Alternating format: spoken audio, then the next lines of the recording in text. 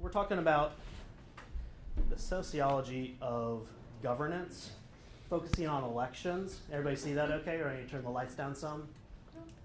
Okay? Okay, good. So my national government class, we talked a little bit about elections. We have a section on elections that we talk about. And part of elections is the system, the system of government that we have, the rules that we play by, right? The institutions of American government. Then beyond that, there's strategies to how to play the game, how to win elections. And so I'm going to focus more on that. So we have one class period here. I need to really drill down and focus on one very small thing. So that's what I'm going to try to do here.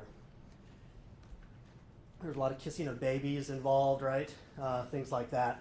That's the typical view of trying to get votes.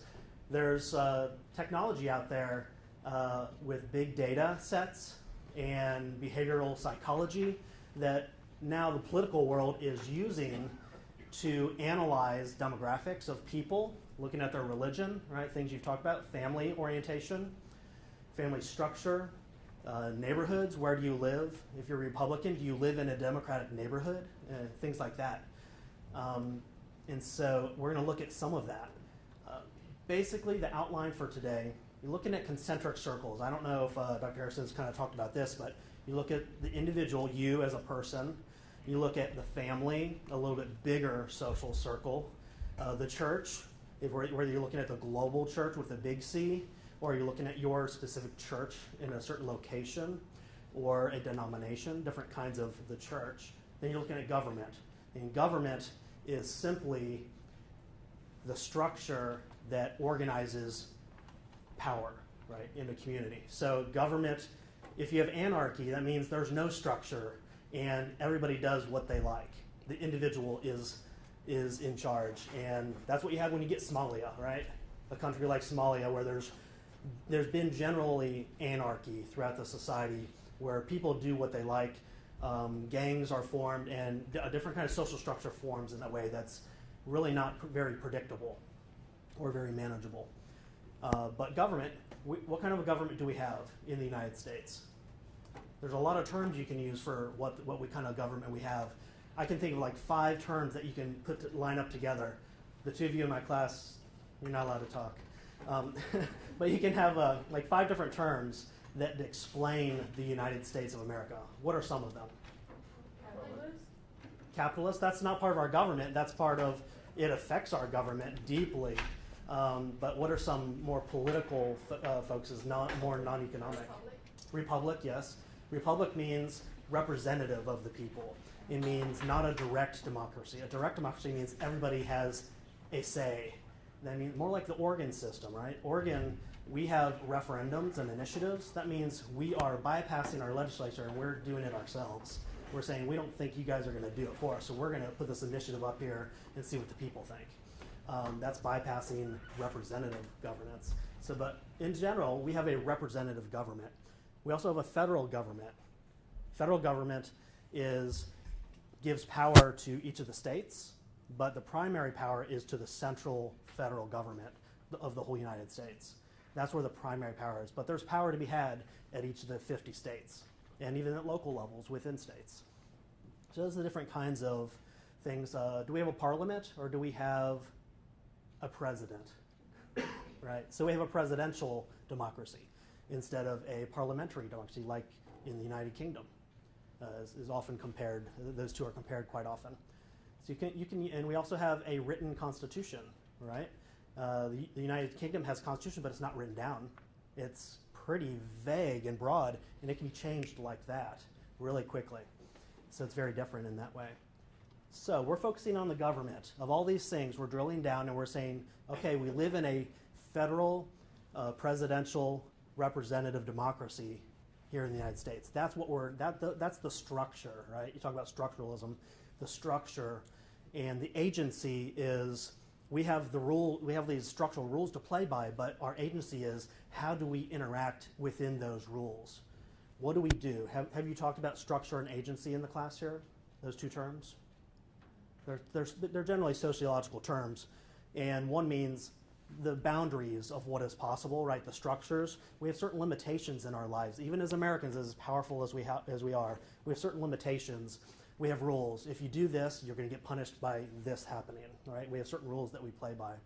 And agency is how much power you as an individual have to live within that system and to gain more power.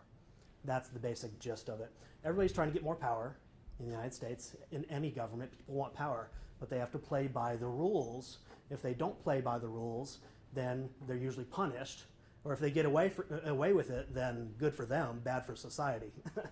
And that's, like I said, in Somalia, that's kind of the way it is, or has been. It's starting to rebuild its country and its central government. It's starting to rebuild, and it's doing better than it was in managing its boundaries. But that's the type of place where chaos has reigned for so long that basic structures have broken down. There's very little civil society, very little government interaction and being able to collect taxes, things like that, things that government has to do in order to manage the people. So yeah, we're going to focus on government, and we're going to focus on power. Power is a big sociological focus. It's also it is the focus of political science. And so I want to focus on a very small thing on how to win elections. It's a little snapshot, kind of the structure of what we're looking at. So parties, interest groups, and the election system itself, the structure. Parties, you have Democrat and Republican, right? If you're not the pragmatic focus here is if you're not a Democrat or a Republican, you're probably not going to win an election. Very, very, very unlikely. So you kind of have to choose in our two-party system in the United States. In the United Kingdom, you have multiple parties. You have 8 really strong parties, really. And so power is shifted from every election. There's a little shift in power between those different strong parties.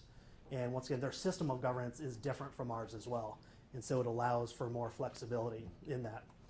But yeah, so really in the United States, you can be an independent, you can be a libertarian, you can be a Green Party person, a candidate, but you're probably not going to win. That's just the way it is in our two-party system, the way it's built. So parties are pretty weak. Even the Republican and the Democrat parties are relatively weak compared to parties in some other countries, especially parliamentary democracies. So the parties over time, over the last 100 years, have been weakening, and interest groups have been on the rise, have become more powerful. So like pro-life, unions, gay rights, different interest parties. Maybe they're single interest, or maybe they're broader coalitions like unions, but those have grown in power, these interest groups, usually from grassroots organizing through civil society. Those have risen in prominence. Well, the actual formal parties, as broad as they are, they encompass most people, but they're really weak because they're so broad. So that's the structure we have to work within to get votes, right, to get elected. And you have to play by the rules or you're not going to begin the game. And the system. In the United States, we have a single member district system as well as a winner-take-all system. What that means is, once again, I'll compare it to the United Kingdom, it's called proportional representation in the United Kingdom. So winner-takes-all means if you win more votes than any other candidate, if you have 10 candidates and you win 11%, everyone else wins 10% of the vote, you won. But you won with 11%. With a single member districts, that means you have one district. Say if you're a U.S. Senator, you have the state of Oregon, which is your district. And you are the only person that's going to represent Oregon by being voted in that particular election, right? So you're voted in, that's your district. At the more local level, you have representatives of the United States in the House of Representatives, and you have smaller areas, geographic areas, that are broken up every census that you would represent. But there's not two of you. There's not more than one of you representing that individual area. Whereas with proportional representation in the United Kingdom, they don't have different states. They don't have all these different the way we break down our geography, our political geography. They don't have all of those.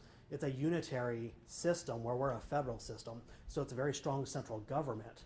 And that means that the party wins the votes more than the individual from the district. The party wins the votes. People vote for a party, basically. They vote for the Labor Party, and 60% of the population votes for Labor Party, then that party gets to choose 60% of the seats to fill in their parliament.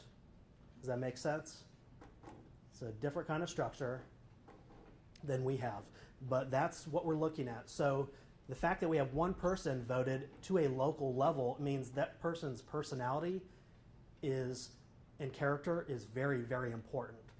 They have to be spotless in a lot of ways. That's because we have media attention on each of our candidates so strongly that they have to be spotless. They have to look better, above reproach, than the other candidates that they're vying against for that position.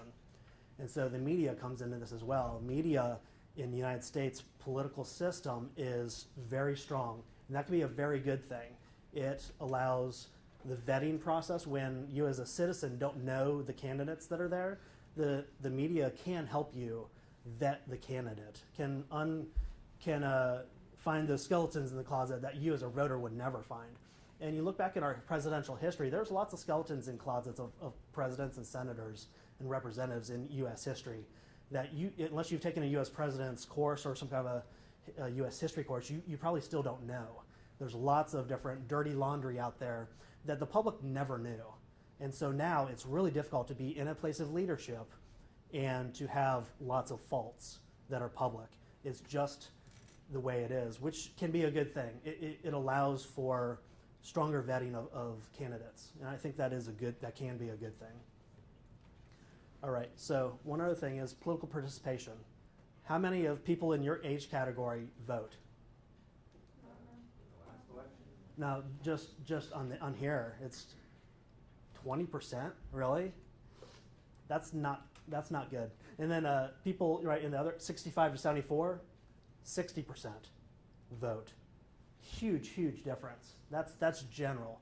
But overall, when you take all the numbers together, all voting population, 49 to 60% of people vote who are actually eligible to vote in the country. That's not very good compared to most other democracies. Not good. We aren't taking advantage of our right as Americans or as our privilege. And that's too bad. But the people who do vote generally are older, like that shows. They're white, they're rich, and they're educated males. Those are the demographic that have a good track record of voting. And that's, in a sense, kind of unfair. It's unequal. Not unfair, it's unequal because if you're a young, black, poor, uneducated woman, you have just as many suffrage rights, the right to vote, as the other person. But there's sociological reasons probably why you are not able to or do not choose to take advantage of that. There's lots of reasons, and I'm sure you guys talk about a lot of those with the family structure, things like that, religion, how that plays into voting. There's a lot of reasons why that is the case.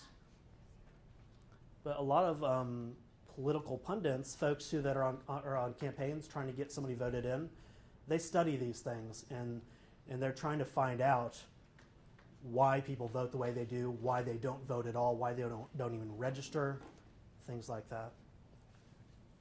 So some of the things that decide political elections. Political party affiliation, even though they're relatively weak, is still the most explanatory variable to why somebody votes or votes the way they do. You can't get away from that. We are a two-party system. That is the most explanatory variable. But other smaller ones that we can list that are important are the state of the economy. If the economy is doing well, then somebody who was just in office when the economy is doing well is almost a shoo-in to get voted in again. If it struggled while they were in charge, it's going to be much more difficult for them to get voted in again. Although incumbents, people who were in office before, almost 80 to 90%, depending on the office, get voted back in. And so that's huge percentage of representatives and senators generally that get voted back in after their first term. But a lot of that is if the economy is good or bad decides that, if the people want to change. And the people who have the most power are not the far left, the far right, but those 20% that are independent or in the middle or undecided. those are the ones that all the TV commercials are ads are directed at. They're trying to convince that at least 10% of that 20% to go their way. That's what they're trying to do. And so I don't know, we have all sorts of different political affiliations here and perspectives, I'm sure. And so whether they're directed at you, or if you live in a state that is up for grabs in a lot of presidential elections, like Colorado, Pennsylvania, can you name any others? Florida, any others? Ohio, yes. Those are the four that are almost every 4-year election are on the cusp, could statistically go either way. And so they're fought tooth and nail, many, many millions of dollars going into commercials and advertising in those states. And if you don't live in those states, like, they just give up on Oregon, right?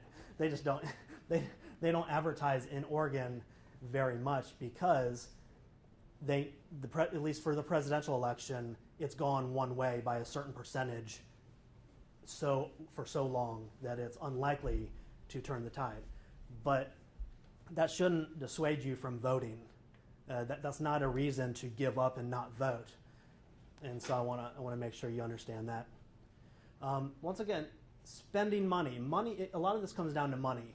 If you don't have the money to run, you don't have the money to put ads out there, people aren't going to know who you are. We're a huge country. And even though we have the internet that connects us, and that's what most people go to for their information, and it still costs a lot to do a better job of advertising than the other guy or the other girl that you're running against. So you got to spend more than the other person.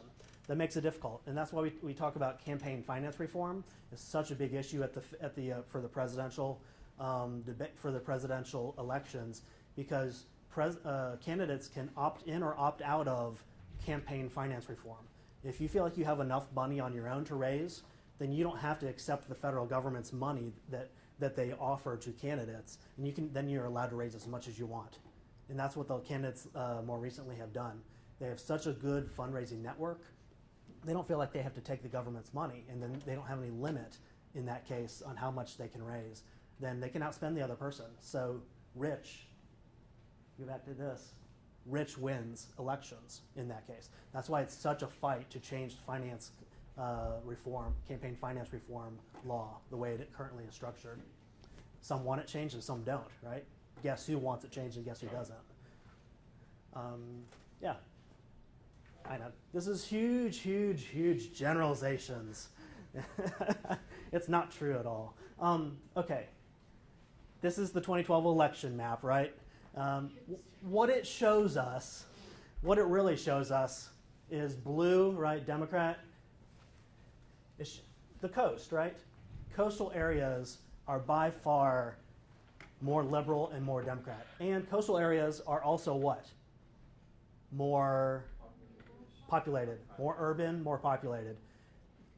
It doesn't go hand in hand all the time, but a lot of times it does. More urban, more populated, more liberal, more that. So more blue. So you can see that trend. Mainline churches up in the upper Midwest is also quite liberal in that sense. You see a lot of the blue up through the upper Midwest area. The Northeast, we understand that some of the history of that, but you see a blue belt through here. And that shows a little bit of Southern blacks, and at points where Southern blacks have migrated up north, and then they've migrated back down south, and so that actually the black vote is one of the strongest Democratic voting blocks. I believe it is the strongest voting block. So you see that little strip there in a place that's mostly red. Then Latinos, all borderlands right there, right? Along Mexico and California. And then you have the hipsters right up here. And libertarians and things like libertarianism and evangelical farmers. Those things, they're more rural, right? Libertarianism focuses on liberty, right? Individual liberty. And you see there's a lot more land and less population. The idea of, right, get off my land. I want to provide in the way I want to provide for. That's type of the libertarian ethos, But once again, I just wanted to show some of the broad swaths of where people generally live. But every one of these counties that you see here are a mixed county. It could be 60-40, 55-45. Most of them are actually pretty close. So you could have between a Democrat and a Republican divide. They're actually, most of them are really close. And in Oregon, you see there's a rural, it's like sometimes you say an east and a west, sometimes you say Portlandia and the rest. Or you say Portlandia and Eugene, right, college, university towns, and then the rest. Oregon looks pretty Republican there, right? It's pretty red, but population-wise, you can't really see it, but population-wise, the Willamette Valley is where most of the population lives. And so you can change, if you were to change the way we voted and talked about the Electoral College, right? People rail against that quite a bit. If you change that some way, it would benefit some and deeply go against others. And so that's also a fight that's out there quite a bit. Any questions about this horrible generalization map? Okay. Right. So I just have 2 more slides here. Book called The Victory Lab. If you're interested in looking at political strategy, check out this book, Victory Lab. They are doing some of the most cutting edge work. My understanding, they've worked on liberal campaigns, so it's from the liberal perspective. And they're looking at behavioral psychology, some of the things I talked about, data mining, so looking at huge amounts of census data, where people live, what they purchase at the store, stuff like that. They're gathering all of this seemingly incoherent data on people and figuring out how to run experiments on the data, you take the data and then you run an experiment. You send a flyer out to this neighborhood, to everybody in this neighborhood. You have an idea of how many Republicans and Democrats there are, and you have other type of demographic information. And then you send out the data and you run an experiment and see what is the voting behavior before and after this test experiment was sent out, this communication was sent out there. So they do some of that kind of stuff. And they're fine-tuning, in a lot of ways, the voting behavior, learning how voting behavior it changes with different inputs. Very interesting. All right, they ask questions like, why do people actually vote? What convinces them to vote? And one of the things that convinces them the most is threats to expose voting behavior or record. So because of Oregon, in the Oregon system back in 1904 or so, people do not have to make how they voted public. It's part of the Oregon system of government. It went federal and it became an amendment to the national constitution. But the fact that you voted or did not vote is public record. Anybody can find that out. So they're taking this data and they're saying, this person has not voted, he's your neighbor. They can put communication out there saying, your neighbor has voted, every neighbor in your neighborhood has voted the last 5 elections and you haven't. What's wrong with you? And that is actually convincing.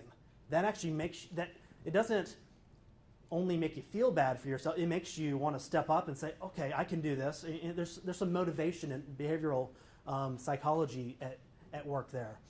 And so it's very interesting how that has actually shown to work. And so much we can do location-specific advertising. On Google Ads, they know where you've been if you allow them to see your cookies and everything.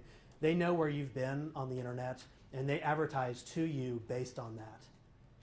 And so they know you in that sense, and they know how to advertise. So political messages are being fed in that same sort of way, that same marketing model. All right, I want to show these first. I have some different campaign ads through the years. This is the fun part. I've been talking a lot, but I want you, not for everything I've said, I want you to see these. They're really short commercials.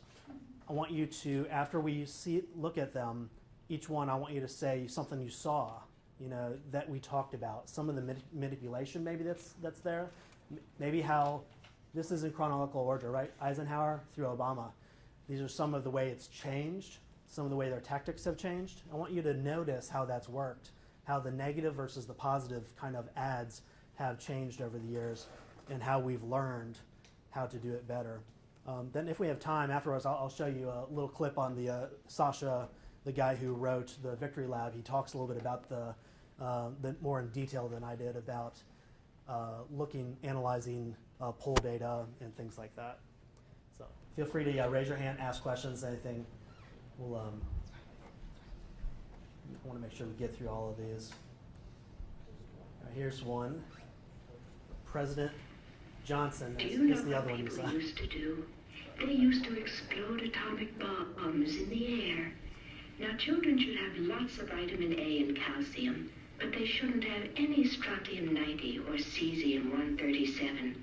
These things come from atomic bombs, and they're radioactive. They can make you die. Do you know what people finally did? They got together and signed a nuclear test ban treaty, and then the radioactive poison started to go away. But now, there's a man who wants to be president of the United States, and he doesn't like this treaty. He fought against it. He even voted against it. He wants to go on testing more bombs. His name is Barry Goldwater, and if he's elected, they might start testing all over again. Vote for President Johnson on November 3rd. The stakes are too high for you to stay home. That was real. No joke. Well, Americans are struggling. What'd you notice on that one? They use, Scare tactics, yes. Like a pathos appeal, like the emotional appeal of being a kid. Yeah. And then they're saying it's like total contradiction to that, but. Right, a kid licking ice cream Yeah. and then talking about them being poisoned by chemicals. They don't even know what that means. They don't even know what those chemicals are. They don't know what that is. But then they say nuclear, right? And it's big. You know, they're in a nuclear standoff with the USSR, right? You know, Cold War, Yeah. appealing to a lot of different things. Definitely a scare tactic. Yeah, there's plenty of negative works. Whether you like it or not, negative actually works. You just have to craft it in a certain way. And we talk about these organizations like the Swift Boat Vets, if you remember that from Kerry when he was a candidate when you were about this high. This group of unaffiliated, right, people had lots of money, and they put these ads out against him saying he was unpatriotic, things like that related to the Vietnam War when he was running for president. But they did not relate themselves to the other candidate. They didn't say this. The candidate didn't say, I approve of this. They're a different type of organization. It's 527 type of organization, which is allowed to be out there. They can raise as much money as they want and say anything they want negative about organizations, about candidates. But the candidate doesn't put their stamp of approval on it, but it still gets them a lot of value out of it. So you see a lot of negative ads out of some interest groups like that. This is George Wallace. Pretty crazy one. More and more millions of Americans turning to Governor Wallace. Follow as your children are bussed across town. As president, I shall, within the law, turn back the absolute control of the public school systems to the people of the respective states. Why are more and more millions of Americans turning to Governor Wallace? Open a little business and see what might happen. As president, I will stand up for your local police and firemen in protecting your safety and property. Why are more and more millions of Americans turning to Governor Wallace? Watch your hard-earned tax dollars sail away to anti-American countries. As president, I will halt the giveaway of your American dollars and products to those nations that aid our enemies. Wallace has the courage to stand up for America. Give him your support. All right.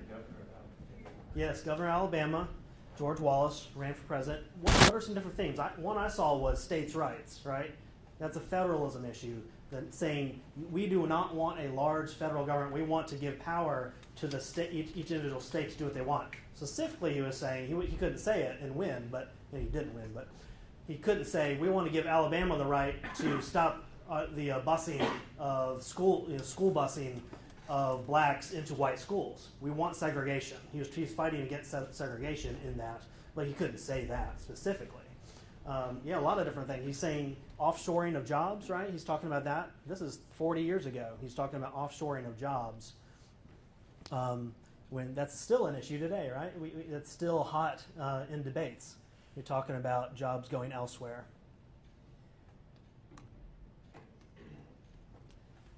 Let's see.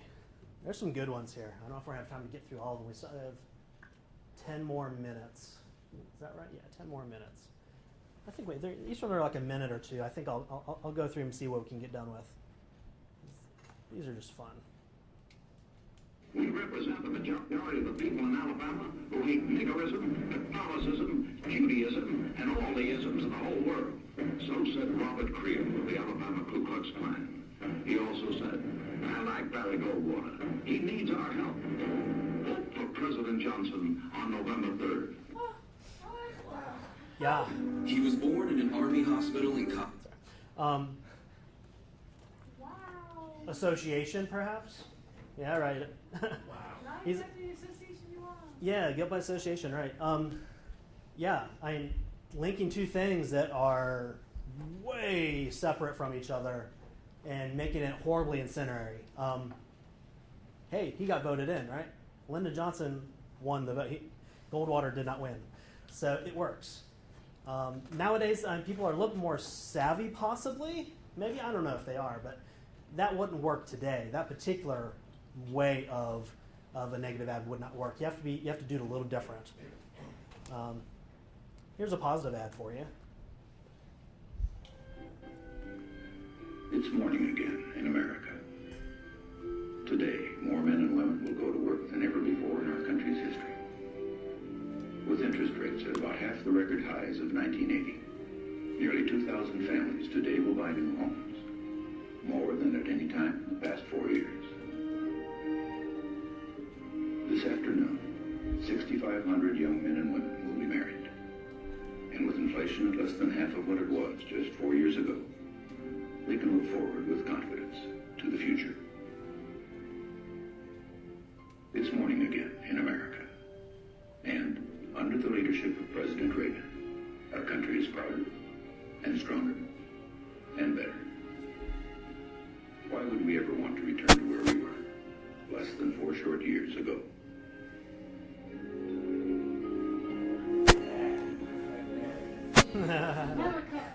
Oh, Grandpa. That just makes you feel good, right? Like, oh, good old Grandpa. And any themes you saw there? Positive. Very positive. Old people, young people, people that are happy. Flag waving, both literally and figuratively. Yes, very nationalistic in that sense. The economy was the theme, not racism or other types of things, not social issues, much more the economy. You see that trend more and more, the economy becomes more and more important. Under Carter, we struggled as a country economically. And so that was a big turn. That's why I said we don't want to return to where we were 4 years ago.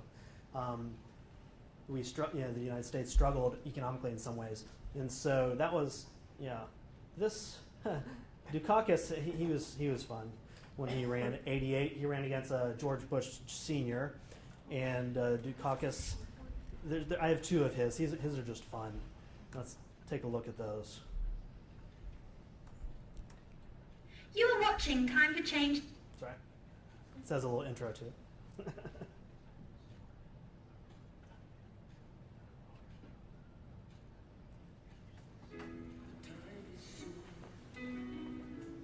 This is America. This is the way life should be. Someday, very soon, right here in America, a brighter future is what we're gonna see. We keep reaching up the better, and we never will say never. 'Cause we know where we come from. And the best of America.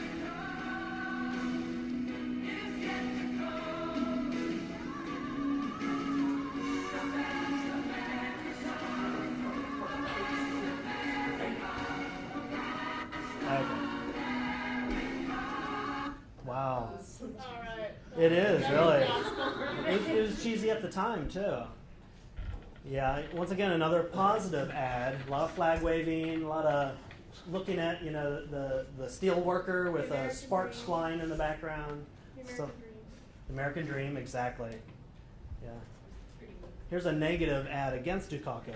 Michael Dukakis has opposed virtually every defense system we developed.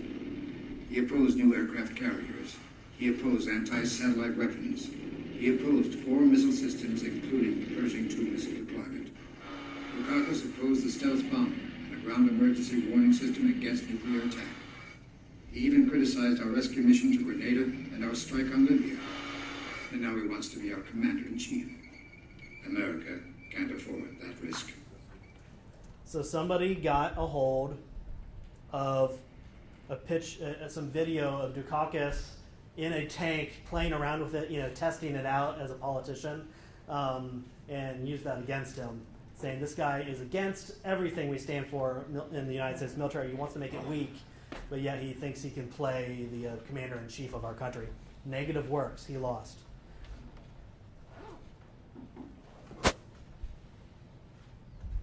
So we got 5 minutes. Oh boy, there's so many good ones here. I want to show this one. It's a issue-based one. It's on Medicare. And it's hard to believe this is actually one that was ever shown.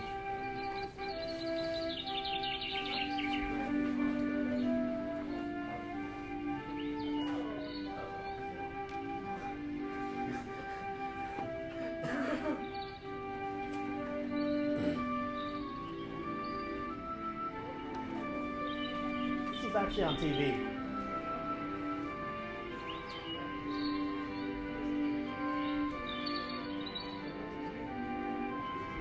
So sometimes attacking issues are a stronger way of getting your candidate in than actually attacking the other candidate.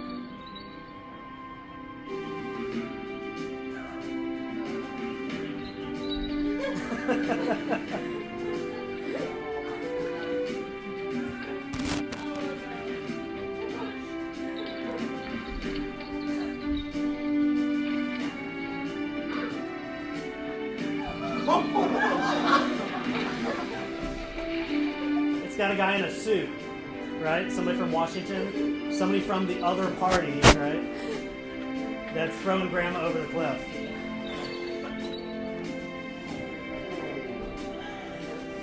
This is not long ago. Right, yeah. Amazing. So, sorry. There's ones, these aren't the weirdest ones. These are national ones, right? These are ones that are national level ones. There's really weird ones that are at the local level, really silly and goofy ones. They aren't even worth showing because they're not good. But these are ones that actually worked. These are ones that actually have had an effect and were vetted at the national level to be shown to a huge, broad audience of people, of Americans. So it's just hard to believe that they work. But yeah, once again, negative works. I think I have time for one more, and then we'll close up with any questions you have. You want to look at Clinton? You want to look at Kerry, or the anti-Kerry, or Obama? Say again? Anti-Kerry. How many for anti-Kerry? 3, 4? How many for Obama? Kerry. Anti-Kerry. Okay, we'll do the Obama. What did you say? Anti-Kerry. Anti-Kerry, sorry. That was a long time ago.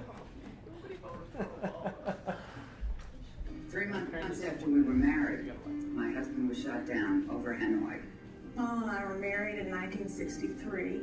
2 years later, he was shot down over North Vietnam. All of the prisoners of war in North Vietnam were tortured in order to obtain confessions of atrocities. On the other hand, John Kerry came home and accused all Vietnam veterans of unspeakable horrors. John Kerry gave aid and comfort to the enemy by advocating their negotiating points to our government. Why is it relevant? Because John Kerry is asking us to trust him.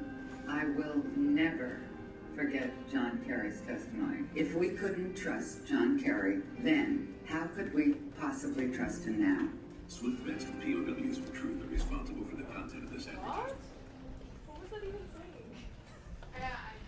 It wasn't clear? Don't vote for John Kerry. Well, yeah. No, it wasn't terribly. It could have been clearer, but it was. That's not one I was going to show. Yeah, but the point is negative works on that. What they're saying is he was a Vietnam vet, but then he campaigned against, as a young man, once he got home from Vietnam, against the war, strongly against the war. But then he's wanting to be president, and so they're turning on its head, saying he's anti-American. He's not a strong American candidate for president. He won't lead us well and strongly. Any questions on any of this? We breezed right through so much stuff. It's only one class. I hope it connected to, if you think about it in your classes to come, talk about how it connects campaigning and elections, how that relates to your religion as a Christian, how that relates, how messages are being spoken to you, political messages are being addressed to you, your family, the structure of the family, social issues like euthanasia, homosexual marriage, things like that. I hope that you look at those things, these tactics, and recognize how they're being used in the media and by politicians to become elected. Because there's a lot of sociology involved in this, and it's really helpful to understand what's behind it all, to understand it better.